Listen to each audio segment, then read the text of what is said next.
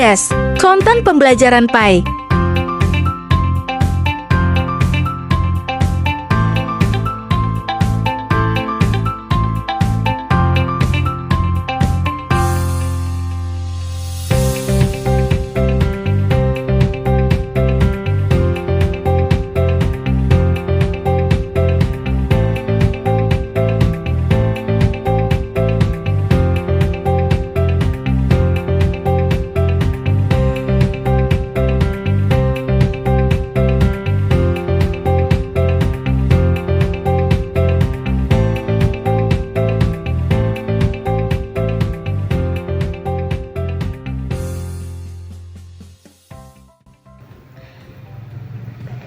Kesempatan kali ini saya akan menerangkan tentang cinta Al-Quran. Tahukah adik-adik Al-Quran itu apa? Al-Quran adalah kitab suci umat Islam yang Allah turunkan kepada Nabi Muhammad lewat perantara malaikat Jibril. Pada kesempatan kali ini, di dalam cinta Al-Quran, saya akan menerangkan tentang membaca basmalah. Sudahkah adik-adik semua melaksanakan kegiatan mengawali aktivitas sehari-hari dengan membaca basmalah? Kalau belum, mulai sekarang ya dibiasakan. Ketika mau mengerjakan sesuatu, mau mengawali sesuatu, jangan lupa ucapkan basmalah dan mengakhiri segala sesuatu dengan ucapan hamdalah.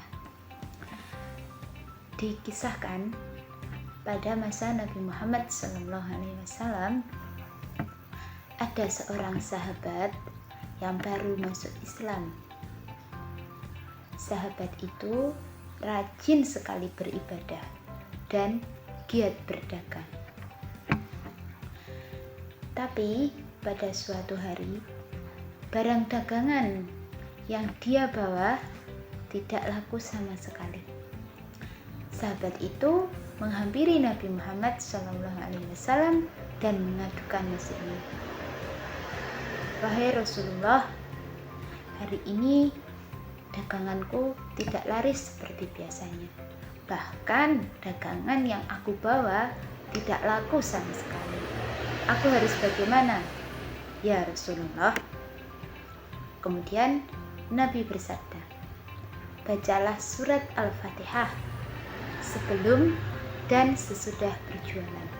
Insya Allah rezekimu akan dicukupi oleh Allah Subhanahu wa Ta'ala. Sejak saat itu, sahabat Nabi rajin membaca basmalah seperti berikut ini lafalnya.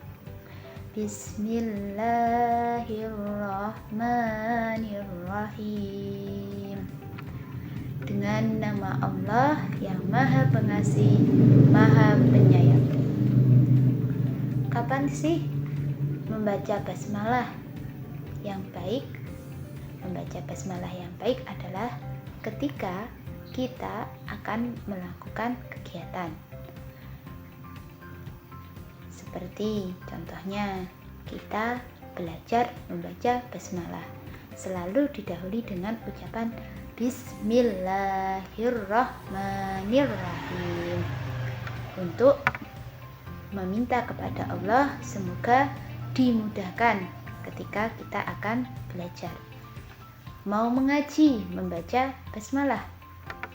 Ketika mau belajar mengaji, pasti oleh guru atau ustadz kalian diperintahkan untuk membaca basmalah. Bismillahirrahmanirrahim. Baru nanti kalian akan diajari. Terus mau menolong orang lain, kita diwajibkan untuk membaca basmalah. Apapun kegiatan kalian, usahakan selalu membaca basmalah, karena dasarnya ucapan basmalah itu sungguh luar biasa. Ketika mau makan pun di dalam Islam dianjurkan untuk membaca basmalah supaya setan tidak ikut makan dengan kita. Mau tidur, membaca basmalah supaya tidurnya kita dijaga oleh Allah Subhanahu wa taala. Ketika mau berangkat sekolah, kita juga harus membaca basmalah supaya di perjalanan ke sekolah kita diberi kemudahan. Sampai sekolah pun jangan lupa membaca basmalah supaya ilmu yang kita terima dari guru juga bermanfaat dan mudah masuk kepada kita. Kenapa kita harus membaca basmalah? Agar Allah melindungi diri kita, agar Allah menyayangi dan mengasihi kita, agar Allah mengabulkan doa-doa kita. Sudahkah kalian terbiasa adik-adik membaca basmalah? Ketika mau beraktivitas apa, kalian mengucapkan basmalah. Kalau belum, mari biasakan mengucap basmalah. Karena dahsyatnya doa basmalah itu sungguh luar biasa. Pada bagian yang kedua, saya akan menerangkan tentang surat Al-Fatihah. Di dalam surat Al-Fatihah ada 7 ayat. Surah Al-Fatihah ini termasuk surah yang pertama dalam Al-Quran. Al-Fatihah artinya pembukaan. Surat Al-Fatihah juga disebut Ummul Kitab. Surat Al-Fatihah diturunkan di Mekah. Oleh karena itu, surah Al-Fatihah tergolong ke dalam surat-surat Makkiyah. Surat Al-Fatihah terdiri dari 7 ayat. Kenapa kok dinamakan surat Makkiyah? Karena turunnya surat Al-Fatihah itu di kota Mekah. Bagaimana kalau ada surat di dalam Al-Quran yang diturunkan di kota Madinah? Surat itu dinamakan tergolong surat apa? Kalau turunnya di Madinah, surat-surat itu termasuk golongan surat Madaniyah. Jadi, kalian harus bisa membedakan surat yang tergolong surat Makkiyah atau surah yang tergolong surat Madaniyah. Contoh dalam surah yang diturunkan di kota Madinah adalah surat Al-Baqarah. Kenapa diturunkan di kota Madinah? Karena ayat-ayat surat Al-Baqarah itu sangat banyak dan juga panjang. Itu satu contoh.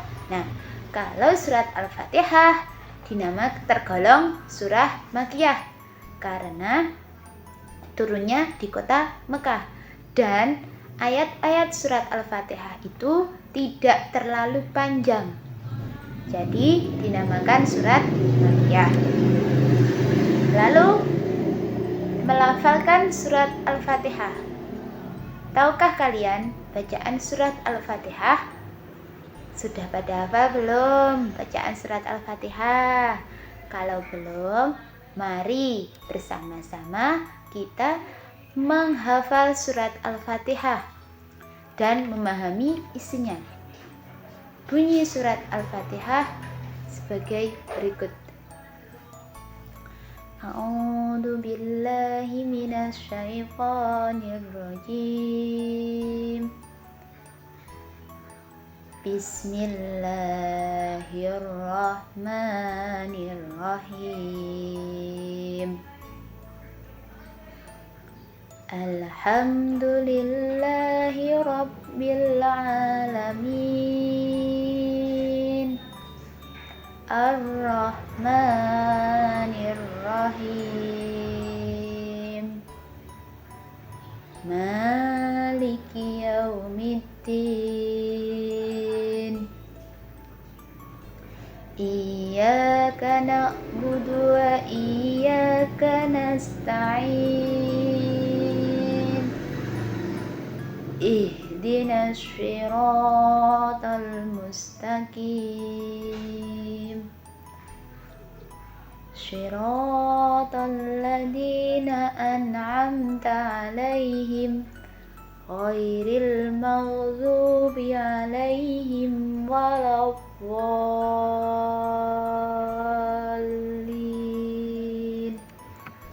Itu lafal surat Al-Fatihah. Kalau kalian ingin menghafalnya, bacalah berulang-ulang mulai dari ayat yang pertama. Bismillahirrahmanirrahim, atau yang biasa disebut bacaan basmalah.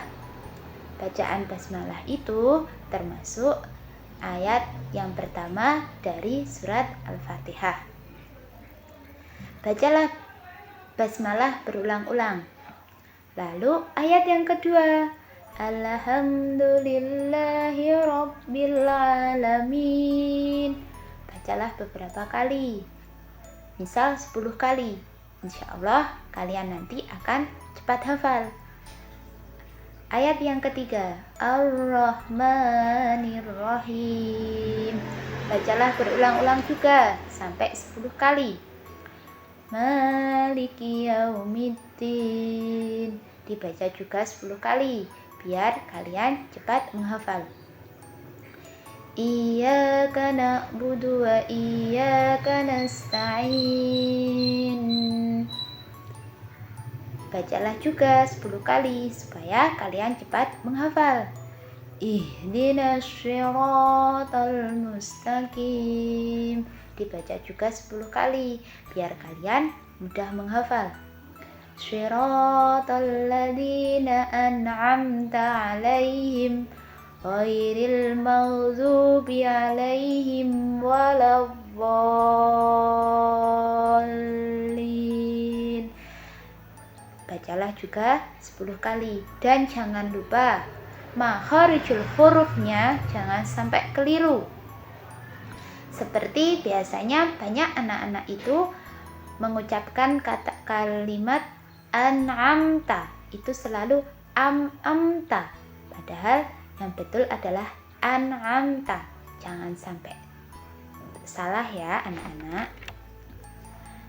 Nah, sekarang kita memahami arti dari surat Al-Fatihah. Yang ayat pertama, Bismillahirrahmanirrahim. Dengan nama Allah yang Maha Pengasih, Maha Penyayang. Alhamdulillahi Rabbil Alamin. Segala puji bagi Allah, Tuhan seluruh alam. Ar-Rahmanir-Rahim, yang Maha Pengasih, Maha Penyayang. Maliki yaumiddin, pemilik hari pembalasan. Di ayat kelima, Iyyaka na'budu wa iyyaka nasta'in. Hanya kepada Engkaulah kami menyembah, dan hanya kepada Engkaulah kami mohon pertolongan. Ihdinas syiratal mustaqim. Tunjukilah kami jalan yang lurus. Syiratal ladzina an'amta 'alaihim ghairil maghdubi 'alaihim waladdallin. Yaitu jalan orang-orang yang telah Engkau beri nikmat kepadanya, bukan jalan mereka yang dimurkai, dan bukan pula jalan mereka yang sesat. Jangan lupa membaca surat Al-Fatihah itu dengan makharijul hurufnya. Karena apa? Setiap kita membaca dengan makhraj yang benar, Allah akan memberikan satu kebaikan. Nah, adik-adik bisa diterapkan ya cara menghafal surat Al-Fatihah dengan baik dan benar. Kandungan surat Al-Fatihah. Di dalam surat Al-Fatihah ada kandungan. atau arti. Di ayat yang pertama, surat Al-Fatihah adalah memuji Allah, Maha Pengasih dan Maha Penyayang.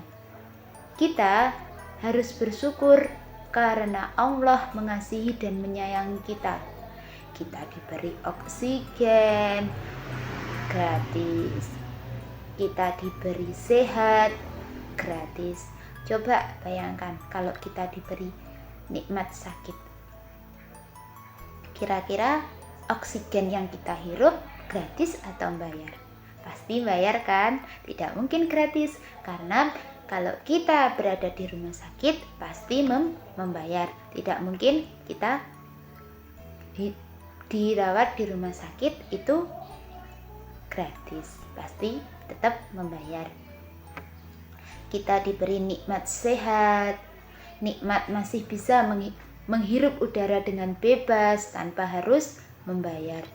Bersyukurlah, jangan kufur nikmat. Harus bersyukur kita, Allah memberikan segala sesuatu di dunia ini gratis tanpa harus membayar.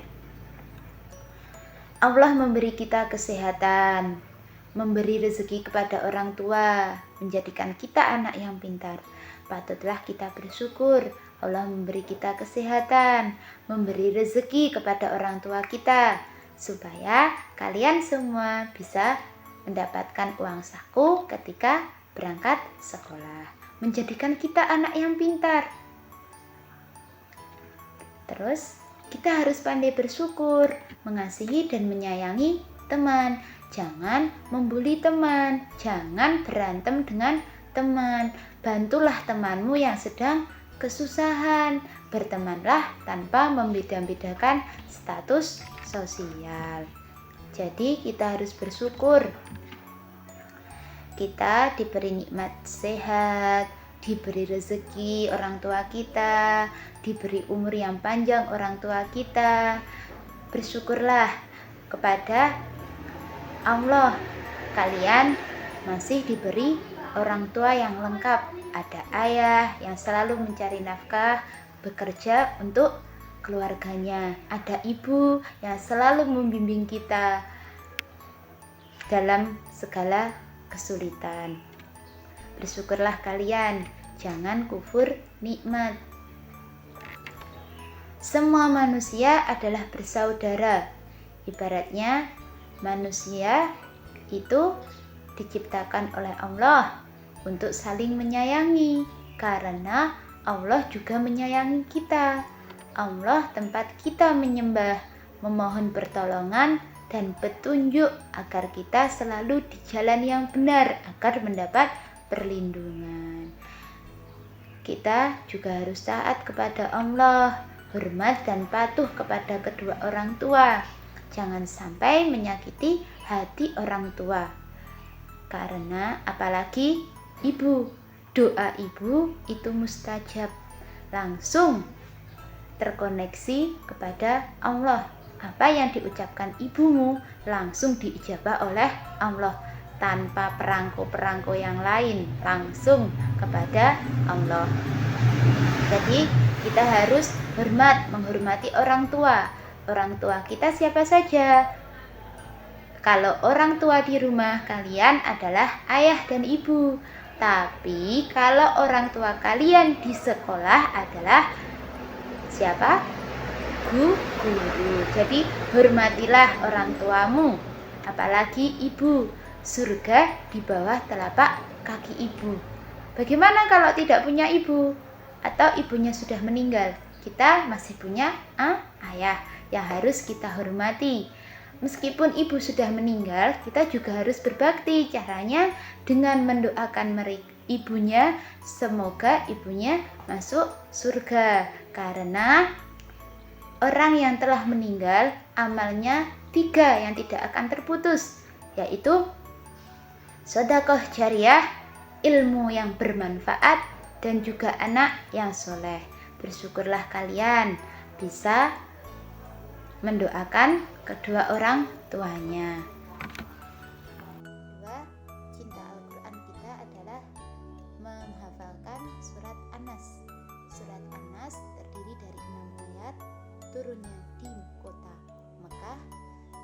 tergolong surat Makkiyah, bukan surat Madaniyah. Bunyi surat An-Nas sebagai berikut. A'udzu billahi minasyaitonir rajim. Bismillahirrahmanirrahim. Qul a'udzu birabbin nas, malikin nas, ilahin nas, min syarril waswasil khannas, alladzi yuwaswisu fi sudurin nas, minal jinnati wan nas. Ayat yang pertama mempunyai arti Qul a'udzu birabbin nas. Katakanlah, aku berlindung kepada Tuhannya manusia. Yang kedua, Malikin nas, Raja manusia. Ilahin nas, sembahan manusia.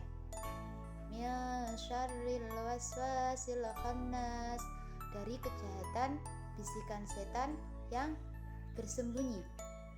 Alladzi yuwaswisu fi sudurin nas, yang artinya yang membisikkan kejahatan ke dalam dada manusia.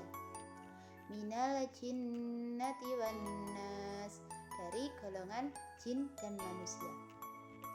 Pada ayat pertama ini Allah memerintahkan kepada Nabi Muhammad, termasuk pula di seluruh umatnya, memohon perlindungan kepada Tuhan yang menciptakan, menjaga, menumbuhkan, dan mengembangkan, dan menjaga kelangsungan hidup manusia dengan nikmat dan kasih sayangnya, serta memberi peringatan mereka dengan ancaman-ancaman. Kandungan tafsir surat An-Nas. Ayat pertama, dalam ayat ini Allah memerintahkan Nabi Muhammad, termasuk pula di dalamnya seluruh umatnya, agar memohon perlindungan kepada Tuhan yang menciptakan, menjaga, menumbuhkan, mengembangkan, dan menjaga kelangsungan hidup manusia dengan nikmat dan kasih sayangnya, serta memberi peringatan kepada mereka dengan ancaman-ancamannya. Ayat yang kedua, Allah menjelaskan bahwa Tuhan yang mendidik manusia itu adalah yang memiliki dan mengatur semua syariat, yang membuat undang-undang, peraturan-peraturan, dan hukum-hukum agama. Barang siapa yang mematuhinya akan berbahagia hidup di dunia dan di akhirat. Ayat ketiga, Allah menambah keterangan tentang Tuhan itu pendidik manusia. Ialah yang menguasai jiwa mereka dengan kebesarannya. Mereka tidak mengetahui kekuasaan Allah itu secara keseluruhan, tetapi mereka tunduk kepadanya dengan sepenuh hati.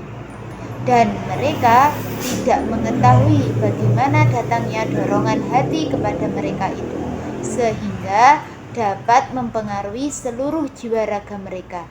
Ayat-ayat ini mendahulukan kata Rob yang artinya pendidik dari kata Malik dan Ilah, karena pendidikan adalah nikmat Allah yang paling utama dan terbesar bagi semua manusia. Kemudian yang kedua diikuti dengan kata Malik, Raja, karena manusia harus tunduk kepada kerajaan Allah sesudah mereka dewasa dan berakal. Nah, adik teman-teman, kemudian diikuti dengan kata Ilah, sembahan, karena manusia sudah berakal menyadari bahwa hanya kepada Allah mereka harus tunduk dan hanya Dia saja yang berhak untuk disembah.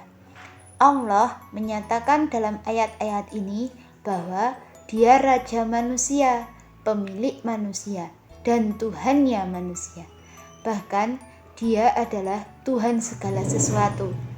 Tetapi di lain pihak, manusialah yang membuat kesalahan dan kekeliruan dalam mensifati Allah, sehingga mereka tersesat dari jalan lurus. Surat An-Nas ini juga termasuk surat Al-Mu'awwidzatain. Surat yang biasa dibaca ketika kita mau tidur, membaca surat An-Nas, karena surat ini memohon pertolongan kepada Allah dari orang-orang yang akan melakukan kejahatan kepada kita. Mereka menjadikan Tuhan-Tuhan lain yang mereka sembah dengan anggapan bahwa Tuhan-Tuhan itulah yang memberi nikmat dan bahagia serta menolak bahaya dari mereka, yang mengatur hidup mereka, menggariskan batas-batas yang boleh atau tidak boleh mereka lakukan. Mereka memberi nama Tuhan-Tuhan itu dengan pembantu-pembantunya dan menyangka bahwa Tuhan-Tuhan itulah yang mengatur segala gerak-gerik mereka. Dalam ayat lain Allah berfirman, ittakhadu ahbarahum wa ruhbanahum arbabam min dunillahi wal masih ibna Maryam wa ma umiru illa liya'budu ilaha wahidah la ilaha illahu subhanahu amma yusyrikun, yang artinya mereka menjadikan orang-orang alim Yahudi dan rohib-rohibnya Nasrani sebagai Tuhan selain Allah dan juga Al-Masih putra Maryam, padahal mereka hanya disuruh menyembah Tuhan yang Maha Esa. Tidak ada Tuhan selain Dia, Maha Suci Dia dari apa yang mereka persekutukan. At-Taubah ayat 9. Selain itu, ada juga firman Allah surat Ali Imran ayat 3. Wala ya'murukum attakhidul malaikata wan nabiyyina arbaba aya'murukum bil kufri ba'da id antum muslimun. Dan tidak pula baginya menyuruh kamu menjadikan para malaikat dan para nabi sebagai Tuhan. Apakah patut Dia menyuruh kamu menjadi kafir setelah kamu menjadi muslim? Dalam ayat ini maksudnya adalah dengan ini Allah memperingatkan kepada manusia bahwa Dialah yang menjadikan manusia sedang mereka adalah manusia-manusia yang suka berpikir dan Dia raja mereka dan Dia pula Tuhan mereka menurut pikiran mereka. Maka tidak benarlah apa yang mereka ada-adakan untuk mendewa-dewakan diri mereka, padahal mereka manusia biasa. Ayat yang keempat. Dalam ayat ini Allah memerintahkan manusia agar berlindung kepada Allah Rabbul Alamin dari kejahatan bisikan setan yang senantiasa bersembunyi di dalam hati manusia. Bisikan-bisikan dan was-was yang berasal dari godaan setan itu bila dihadapkan kepada akal yang sehat mesti kalah dan orang-orang yang tergoda menjadi sadar kembali. Karena semua bisikan dan was-was setan akan menyakiti manusia, itu akan menjadi hampa bila jiwa sadar kembali kepada perintah-perintah agama. Begitu pula bila seorang menggoda temannya yang lain untuk melakukan suatu kejahatan, tetapi temannya itu berpegang kuat dengan perintah-perintah agama, niscaya akan berhenti menggoda dan merasa kecewa karena godaannya itu tidak berhasil. Namun ia tetap menunggu kesempatan yang lain. Jadi kita dianjurkan untuk berhati-hati karena setan itu mempunyai 1000 cara untuk mengganggu kita, apalagi merobohkan iman manusia. Ayat yang kelima dan 6 menerangkan bahwa bisikan setan yang tersembunyi yang ditiupkan ke dalam dada manusia, yang mungkin datangnya dari jin atau manusia. Sebagaimana firman Allah, wa kadzalika ja'alna likulli nabiyyin aduwwa syayatinal insi wal jin. Dan demikianlah untuk setiap nabi kami menjadikan musuh yang terdiri dari setan-setan, manusia dan jin. Setan-setan jin itu seringkali membisikkan suatu keraguan dengan cara yang halus kepada manusia. Seringkali dia menampakkan dirinya sebagai penasihat yang ikhlas, tetapi bila engkau mengherdiknya, ia mundur. Dan bila diperhatikan bicaranya, ia terus melanjutkan godaannya secara berlebihan. Dalam surat ini dimulai dengan kata pendidik. Karena itu, Tuhan sebagai pendidik manusia berkuasa untuk menolak semua godaan setan dan bisikannya dari manusia. Allah memberi petunjuk dalam surat ini agar manusia memohon pertolongan hanya kepada Allah, sebagaimana Dia telah memberi petunjuk yang serupa dalam surat Al-Fatihah bahwa dasar yang terpenting dalam agama adalah menghadapkan diri dengan penuh keikhlasan kepada Allah, baik dalam ucapan maupun perbuatan lainnya, dan memohon perlindungan kepadanya dari segala godaan setan yang ia sendiri tidak mampu menolaknya. Nah, adik-adik, selain tafsir atau arti kandungan dari surat An-Nas juga mempunyai keutamaan. Apa keutamaannya? Surat An-Nas bisa menangkal guna-guna dan sihir. Biasanya kalau kita mau tidur itu dianjurkan untuk berwudu. Lalu sebelum tidur, setelah membaca doa tidur, kita dianjurkan untuk membaca surat An-Nas karena kita tidak tahu kejahatan apa yang akan dilakukan manusia kepada kita ketika saat tidur. Surat An-Nas juga bisa menangkal guna-guna dan sihir. Setelah mengetahui bacaan surat An-Nas, kamu perlu mengetahui keutamaan dari surat An-Nas itu ya, yaitu menangkal guna-guna atau sihir. Dikisahkan dalam kitab Ad-Dalail bahwa surat ini diturunkan saat Rasulullah SAW sedang sakit parah. Kemudian diutuslah 2 malaikat untuk menjaganya. Salah satu malaikat duduk di sebelah kepala Rasulullah SAW, sedangkan yang lainnya duduk di sampingnya kakinya. Malaikat ini menjelaskan asal penyebab dari penyakit Rasulullah SAW, karena beliau sedang diguna-guna atau disihir oleh Labib bin As'am, seorang Yahudi. Malaikat memberitahu letak guna-guna disimpan, yaitu di dalam kotak yang diletakkan pada sebuah sumur yang airnya keruh. Maka Rasulullah SAW mengutus Ammar bin Yasir dan beberapa sahabat untuk mencari dan membakar kotak tersebut. Kemudian turunlah surat An-Nas dan Al-Falaq. Saat Rasulullah membaca 1 ayat, maka terurai pula guna-guna dalam dirinya. Itulah keutamaan surat An-Nas dalam menangkal sihir dan guna-guna. Yang kedua, melindungi diri dari godaan setan, jin, dan manusia. Selain melindungi diri dari guna-guna, membaca surat An-Nas dapat menjauhkan diri dari godaan setan, jin, dan manusia. Seperti yang dijelaskan dalam sebuah hadis, telah diturunkan kepadaku ayat-ayat yang tidak semisal dengannya, yaitu Al-Mu'awwidzain, yang termasuk surat An-Nas dan surat Al-Falah. Hadis riwayat Muslim, At-Tirmizi, An-Nasa'i. Surat Al-Falaq dan surat An-Nas diturunkan, Rasulullah SAW mencukupkan 2 bacaan ini sebagai benteng untuk menghalangi pandangan buruk dari jin dan manusia, mendatangkan kenyamanan dan keamanan saat tertidur.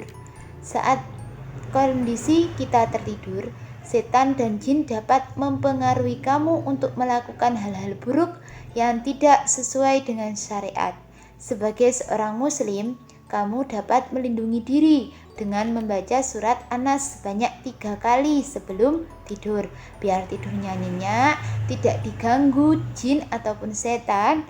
Maka adik-adik semua Mari membaca surat An-Nas 3 kali. Adapun selain surat An-Nas yang harus kita baca adalah surat Al-Falaq dan Ikhlas yang masing-masing dibaca sebanyak 3 kali. Kemudian ditiupkan kepada kedua telapak tangan dan diusapkan ke bagian kepala, wajah, serta bagian depan tubuh. Surat An-Nas juga mencegah diri dari penyakit. Keutamaan surat An-Nas selanjutnya adalah mencegah diri dari penyakit ain. Penyakit ain adalah penyakit yang dimulai dari sebuah pandangan yang diikuti oleh reaksi negatif seperti rasa cinta yang berlebihan, perasaan iri dan dengki. Sampai perasaan ini mencelakai. Dengan membaca surat An-Nas dan Al-Falaq secara rutin dan khusyuk, kamu dapat melindungi diri dari penyakit ain. Mencegah diri dari kemunafikan. Menurut Al-Qurtubi, surat An-Nas dan Al-Falaq memiliki keutamaan untuk membebaskan manusia dari kemunafikan. Beliau menyebutnya sebagai al-mukhashisyatain. Allah Subhanahu wa taala mengajarkan pada Rasulullah SAW untuk memohon perlindungan hanya kepadanya, sebagaimana firman Allah Subhanahu wa taala, katakanlah wahai Nabi Muhammad SAW, aku berlindung kepada Tuhan pemelihara manusia, Maharaja yang menguasai manusia, Tuhan yang disembah dan dipatuhi oleh manusia, suka atau tidak suka. Itulah bacaan dan keutamaan surat An-Nas yang bisa kita amalkan serta rasakan manfaatnya. Surat An-Nas diturunkan untuk menunjukkan bahwa sebaik-baiknya tempat pemohon perlindungan hanya kepadanya. Surat An-Nas juga menjelaskan bahwa godaan tidak hanya datang dari jin dan setan, namun juga dapat dari manusia itu sendiri. Nah, adik-adik, maka tadi sudah dijelaskan dalam surat Al-Fatihah dan surat An-Nas bahwa kita meminta pertolongan hanya kepada Allah. Semoga bermanfaat.